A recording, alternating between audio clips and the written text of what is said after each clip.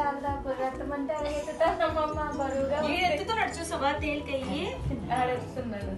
set చేసుకున్నాడు మళ్ళీ వేరు పెట్టుకున్నాడా రే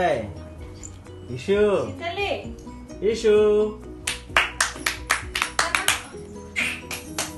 ఆ చూసా చేతి మీద ఎలాగా బాంబు పెట్టిస్తున్నాడు ఇంకా మరి ఎంతమంది అభియానికి అల్లన్ని బొమ్మటి మీద ఉన్నాయి ఈశమ్మా